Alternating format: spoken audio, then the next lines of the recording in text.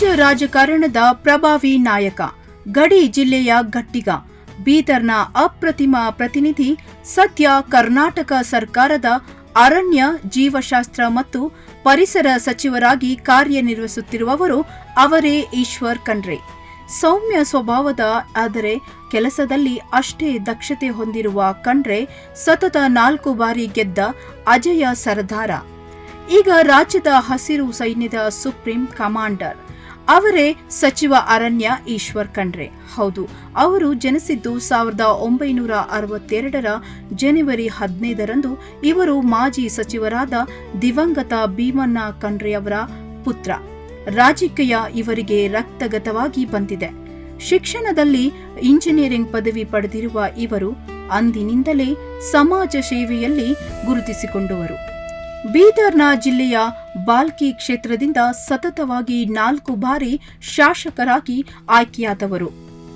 ಪಕ್ಷದ ಸಂಘಟನೆಯಲ್ಲಿ ಚತುರರಾಗಿರುವ ಇವರು ಕರ್ನಾಟಕ ಪ್ರದೇಶ ಕಾಂಗ್ರೆಸ್ ಸಮಿತಿಯ ಕಾರ್ಯಾಧ್ಯಕ್ಷರಾಗಿಯೂ ಜವಾಬ್ದಾರಿ ನಿರ್ವಹಿಸುತ್ತಿದ್ದಾರೆ.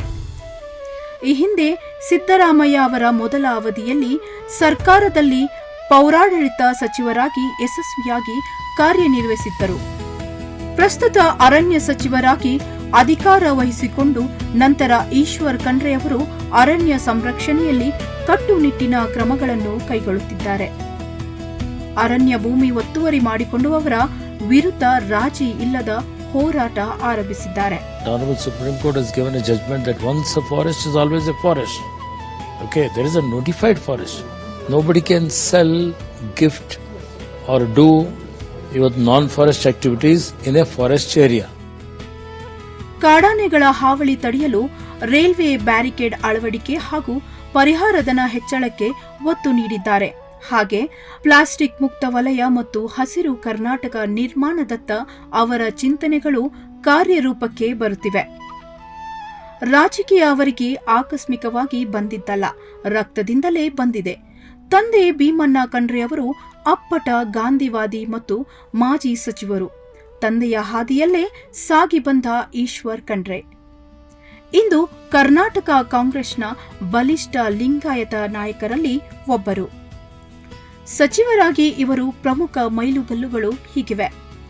ಒತ್ತುವರಿ ವಿರುದ್ಧ ಯುದ್ಧ, ಅರಣ್ಯ ಭೂಮಿ ಒತ್ತುವರಿ ಮಾಡಿದ ಎಂತಹ ಪ್ರಭಾವಿಗಳಿದ್ದರೂ ಬಿಡಬೇಡಿ ಎಂದು ಅಧಿಕಾರಿಗಳಿಗೆ ಫ್ರೀ ಹ್ಯಾಂಡ್ ನೀಡಿದ ಸಚಿವ. ರಾಜ್ಯದ ಅರಣ್ಯ ಪ್ರದೇಶವನ್ನು 33%ಕ್ಕೂ ಹೆಚ್ಚಿಸುವ ಗುರಿಯೊಂದಿಗೆ ಲಕ್ಷಾಂತರ ಸಸಿ ನೆಡುವ ಅಭಿಯಾನ ಮಾಡಿದ್ದಾರೆ. ಅಖಿಲ ಭಾರತ ವೀರಶೈವ ಮಹಾಸಭಾ ಪ್ರಧಾನ ಕಾರ್ಯದರ್ಶಿಯಾಗಿ ಸಮಾಜವನ್ನು ಒಗ್ಗೂಡಿಸುವ ಕೆಲಸ ಮಾಡುತ್ತಿದ್ದಾರೆ. ಅತ್ತ ರಾಜಕೀಯ, ಇತ್ತ ಸಮಾಜ ಸೇವೆ ಎರಡನ್ನೂ ಬ್ಯಾಲೆನ್ಸ್ ಮಾಡುತ್ತಿರುವ ಅಪರೂಪದ ನಾಯಕ. ಕೇವಲ ರಾಜಕಾರಣಿಯಷ್ಟೇ ಅಲ್ಲದೆ ಅಖಿಲ ಭಾರತ ವೀರಶೈವ ಮಹಾಸಭಾ ಪ್ರಧಾನ ಕಾರ್ಯದರ್ಶಿಯಾಗಿ ಸಮಾಜದ ಸಂಘಟನೆಯಲ್ಲೂ ತೊಡಗಿಸಿಕೊಂಡಿದ್ದಾರೆ. ಕ್ಷೇತ್ರದಿಂದ ಸಂಸದರಾಗಿ ಆಯ್ಕೆಯಾಗುವ ಮೂಲಕ ಖಂಡ್ರೆ ಕುಟುಂಬದ ರಾಜಕೀಯ ಶಕ್ತಿ ಮತ್ತಷ್ಟು ವಿಸ್ತರಿಸಿದೆ. ಅರಣ್ಯ ಕಾಯುವ ಕಾಯಕದ ಜೊತೆಗೆ ಪಕ್ಷದ ಸಂಘಟನೆಯಲ್ಲೂ ಈಶ್ವರ್ ಖಂಡ್ರೆಯವರ ಪಾತ್ರ ದೊಡ್ಡದಿದೆ. ಮುಂದಿನ ದಿನಗಳಲ್ಲಿ ಪರಿಸರ ಮತ್ತು ಅಭಿವೃದ್ಧಿ ಎರಡನ್ನೂ ಹೇಗೆ ಸರಿದೂಗಿಸುತ್ತಾರೆ ಎಂಬುದು ಕುತೂಹಲ ಮೂಡಿಸಿದೆ.